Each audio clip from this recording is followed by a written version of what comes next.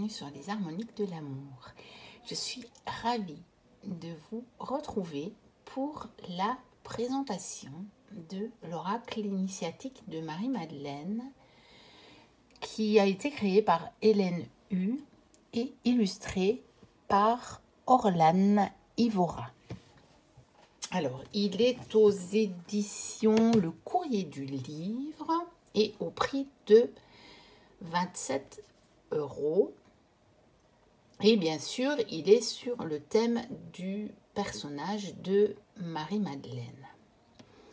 Alors, c'est un oracle qui fatalement allait me rejoindre parce que Marie-Madeleine, c'est une énergie qui m'appelle, avec laquelle je me sens très très très fort en affinité. Je pense, je vous ai dit que ça doit être dû déjà à son énergie, voilà, à sa vibration, qui correspond certainement en pas mal de points à la mienne, et aussi parce que c'est une figure religieuse, tout en étant un peu en dehors de l'église, puisque ça a vraiment été pendant longtemps la mal-aimée de l'église. Elle était pas du tout présentée comme un personnage à vénérer, comme pouvaient l'être Marie, Jésus, les apôtres. Et donc, quand je me suis ouverte à une vision plus large que la vision de l'Église sur la spiritualité, on va dire, directement, bien entendu,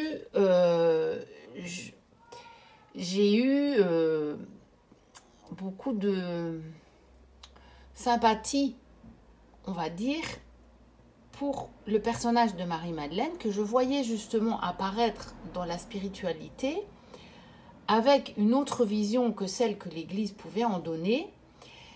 Et ça me permettait vraiment de faire le lien entre cette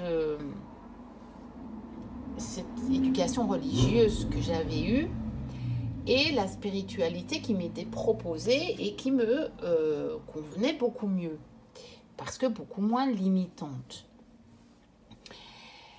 Et depuis, j'avoue que je chemine un petit peu avec Marie-Madeleine et j'ai lu une partie du livret ici de l'oracle et c'est très comique parce que en fait Hélène donc nous dit que elle a créé ce lien avec Marie-Madeleine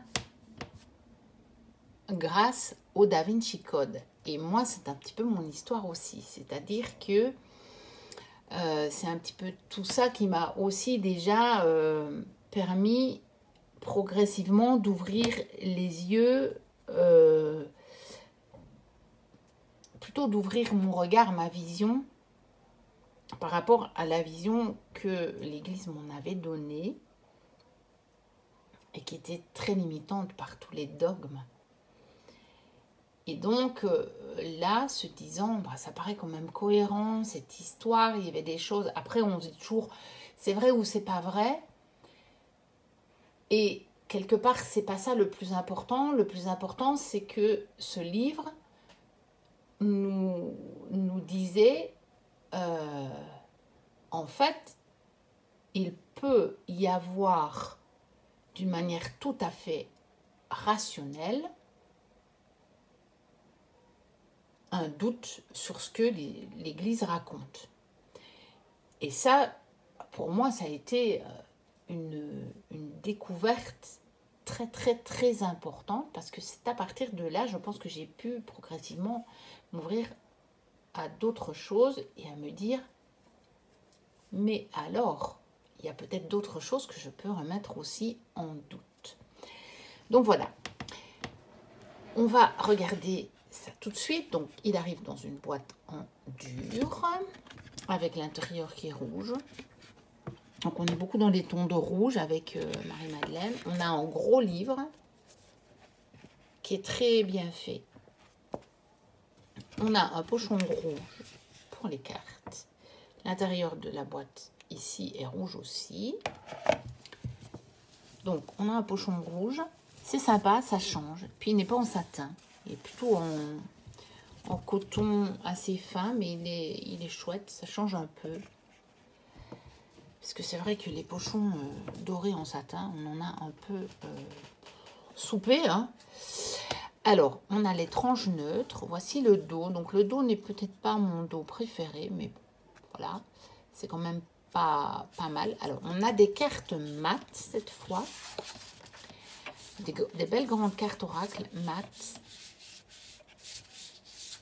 Voilà, avec une bordure. Et vous voyez qu'on a des bords de couleurs différentes, mais on a aussi des catégories de cartes, ce qui n'empêche pas de pouvoir mélanger le jeu, de l'utiliser en entier. On verra ça après.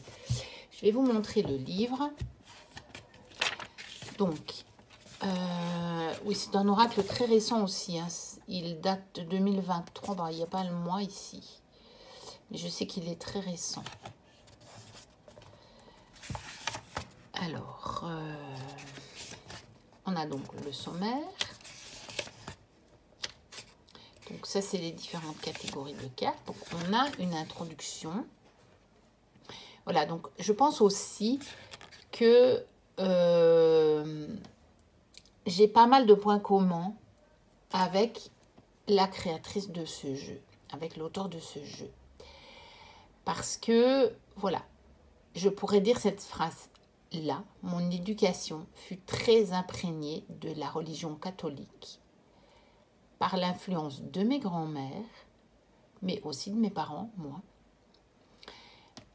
Et par contre, je pourrais dire exactement la même chose. Très tôt, je me suis sentie comme une âme mystique en quête d'absolu et de reliance au divin. Pourtant, j'ai toujours été mal à l'aise au sein de l'institution religieuse. Par contre, je n'ai pas claqué la porte de l'église à 12 ans. J'y suis restée pendant beaucoup plus longtemps. Mais en ayant déjà un regard quand même assez critique sur certaines choses, sur certains dogmes. D'ailleurs, j'ai vécu des expériences de vie qui étaient là pour me montrer que, bah non, tu vois, ce qu'on dit dans l'église et la façon dont on traite certaines personnes, en fait, ça n'a rien à voir. Là, maintenant, tu viens de le vivre et tu sais que ce n'est pas vrai. Et tu sais que tu n'as pas changé parce que ton statut a changé. Puisque moi je me suis mariée à l'église et puis que j'ai divorcé parce que mon mari est parti du jour au lendemain. Et donc du jour au lendemain, je suis devenue comme une pestiférée pour l'église catholique, dans laquelle j'étais quand même assez active, pas dans la catéchèse, mais plutôt dans les animations musicales. Et donc du jour au lendemain, bah, normalement, je n'aurais plus dû pouvoir mettre les pieds dans l'église. Et quand je voyais comment certaines personnes avaient encore des regards malveillants envers les personnes qui étaient divorcées, je pense d'ailleurs que ça a donné des leçons à pas mal de gens, sans que je ne fasse rien, parce que j'étais assez active dans ma paroisse, donc il y a pas mal de paroissiens qui me connaissaient et qui ont donc vu mon histoire de vie. Parce que bon, un divorce, c'est quand même un peu compliqué à cacher. Hein. Quand du jour au lendemain, votre mari ne vous accompagne plus, parce qu'il était aussi actif pour certaines choses, au niveau notamment des chorales, bah, c'est un peu compliqué, voilà. Et puis moi, je ne suis pas quelqu'un qui cache les choses. Et j'en ai même discuté avec le prêtre de l'époque en lui disant, mais vous savez, j'ai pas l'intention de finir ma vie toute seule. J'avais 30 ans quand c'est arrivé. Je lui ai dit, vous savez, j'ai 30 ans, j'ai pas d'enfant. Il faut pas vous imaginer, vous mettre en tête que je vais rester seule et fidèle à cet homme-là, qui est parti sans même me demander mon avis. et puis, voilà, finir ma vie comme ça, entrer au couvent ou je ne sais quoi. Je lui ai dit, c'est juste inenvisageable pour moi. Et je sais que ça a ouvert les yeux de la paroisse parce que, clairement, comme je l'ai dit à ce prêtre-là, je dis, vous savez, je suis toujours la même que hier, avant qu'il me quitte. Je suis toujours la même à l'intérieur de moi. Je suis toujours la même. Vous voyez, j'ai pas changé. J'ai pas changé. Je suis toujours la même, moi. Entre hier où j'étais mariée et aujourd'hui où il est parti. Je suis la même, j'ai pas changé. Donc, quelque part, il y a quelque chose que je ne peux pas comprendre dans votre vision de la chose et dans votre dogme. Et donc, vous voyez qu'à 30 ans, j'y étais toujours. Hein, mais en même temps, déjà, j'ai absolument pas eu peur de m'exprimer sur le sujet. Et aussi, je sais que déjà sur certaines pratiques, il y a des choses qui me paraissaient pas, mais justement à l'opposé de ce que moi je ressentais en moi, notamment quand au moment de la consécration, je voyais tout le monde qui se mettait à genoux. Clairement, je ne l'ai plus fait à partir d'un certain moment quand j'ai été assez âgée pour prendre mes décisions moi-même. Parce que moi, ce moment où on me disait que c'était le moment du miracle, quelque part, du Christ, moi, j'avais envie de me lever et d'élever mes bras vers le ciel. J'avais envie de dire « Waouh !» et pas du tout de me mettre à genoux et de dire « Ah, moi, pauvre petit pécheur, machin. » Je ne voyais pas l'intérêt, vous voyez.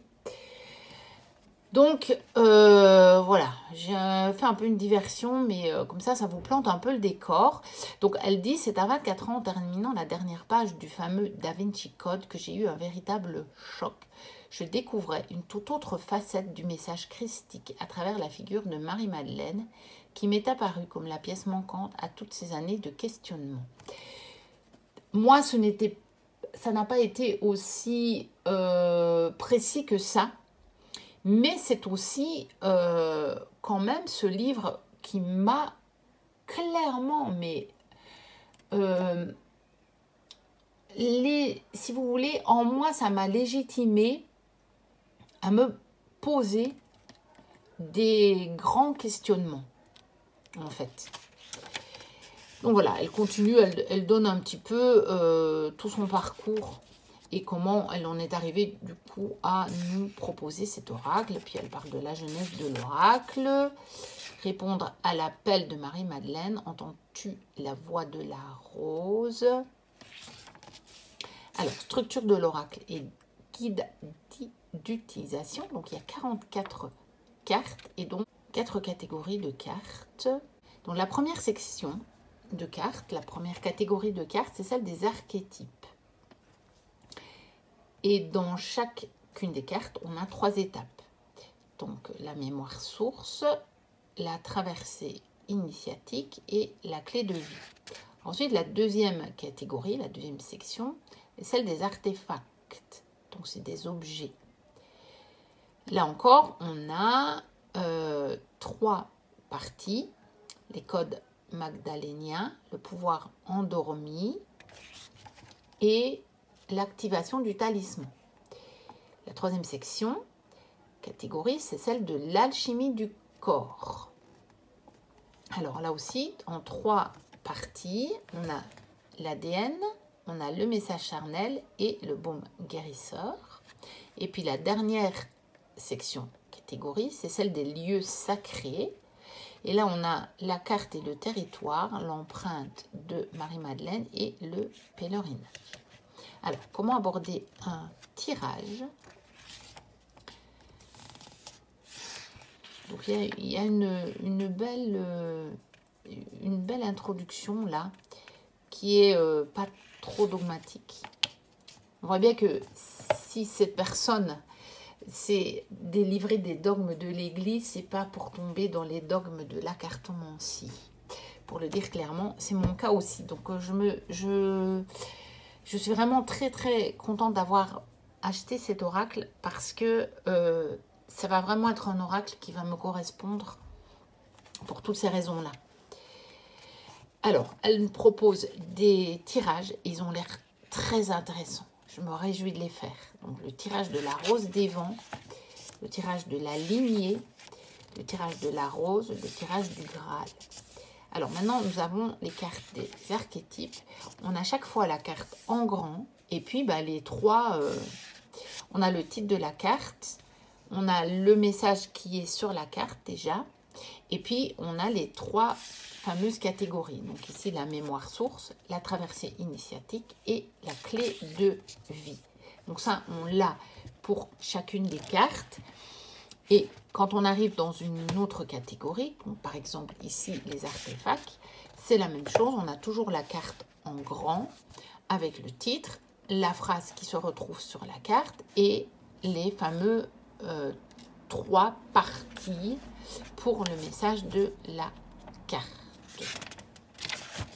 Voilà, et c'est la même chose pour les deux autres encore catégories. Et puis nous avons des remerciements à propos de l'auteur. Ah oui, elle a encore un autre point commun avec moi. C'est que elle a débuté sa carrière comme enseignante, comme prof, quoi, comme moi. Mais bon, moi, je ne suis pas devenue après cartomancienne ou tarologue. C'est pas mon métier, hein, moi.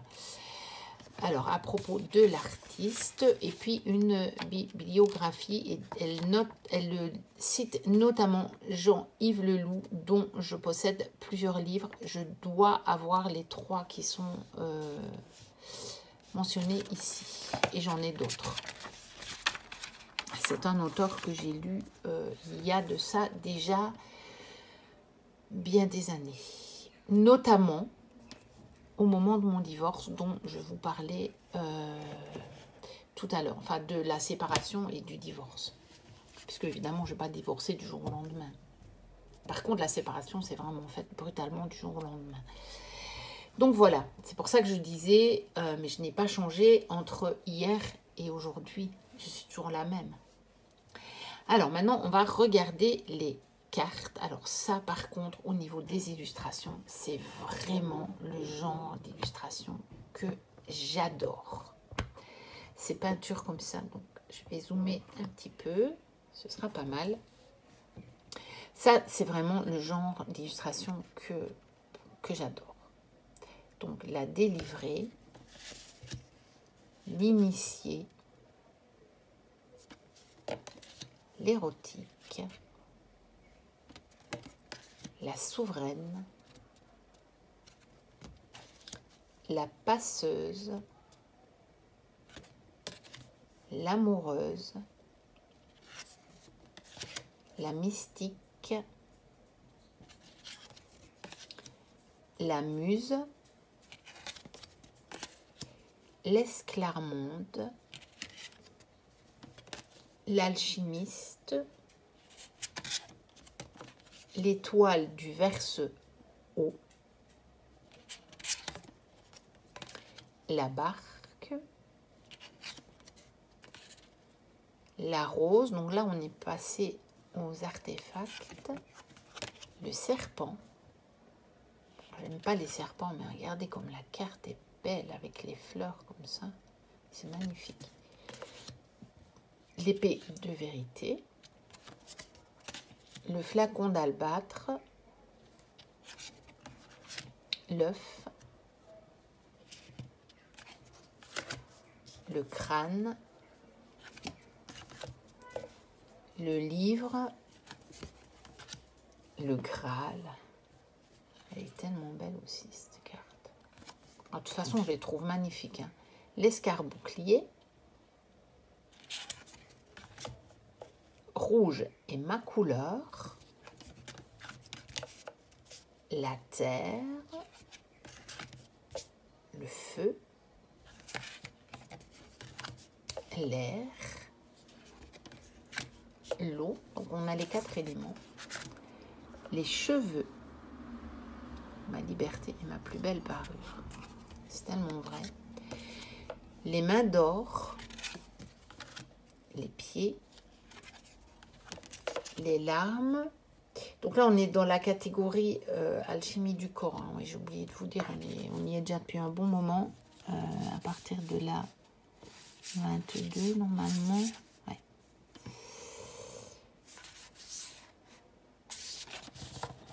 Voilà. Ensuite, donc les larmes. Parce qu'on va bientôt arriver dans la catégorie suivante.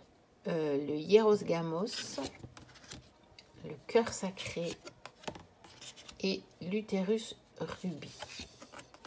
Et puis maintenant, on arrive dans la catégorie des lieux sacrés, les grottes. Regardez comme elle est belle. Et donc, je compte aller à la Sainte-Baume, puisque je n'en serai pas très loin pendant mes vacances. Et voir si je peux ou pas aller, voilà, je ne sais pas comment il y a l'accès à la grotte, je ne sais pas trop, je chercherai. J'y suis déjà allée à la Sainte-Baume. Mais bon, c'était pas la même chose, j'avais pas le même appel quand j'y suis allée. Et c'est la première année que je ressens cet appel comme ça d'y aller. Bon, après, c'est un peu particulier cette année. Voilà. Et puis, c'est que je dois y aller cette année.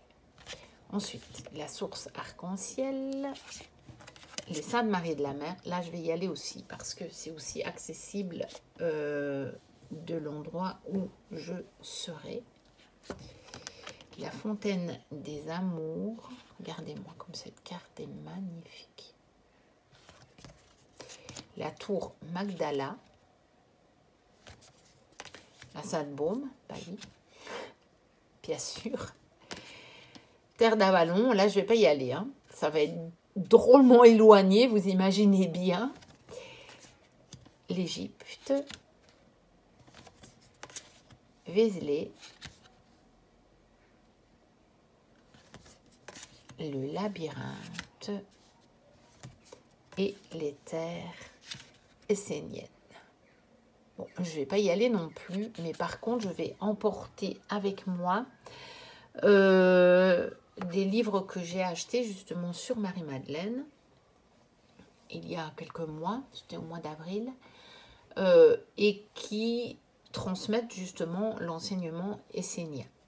Donc, ce sera aussi ma manière de me connecter avec ce lieu, avec l'oracle et en parallèle avec le livre, puisque avec cet oracle, je vais travailler aussi en parallèle avec les livres que j'en ai acheté plusieurs, donc les livres sur Marie-Madeleine que j'ai acheté. Voilà pour la présentation et plus, un petit peu plus de cet oracle, donc initiatique de Marie-Madeleine, d'Hélène Hu et illustré par Orlan Ivora aux éditions Le Courrier du Livre. N'hésitez pas à liker, à commenter, à vous abonner si ce n'est déjà fait, et si mon contenu vous plaît, bien entendu, je précise. Hein. Moi, je vous dis à très bientôt pour une prochaine vidéo. D'ici là, portez-vous bien. Bye bye.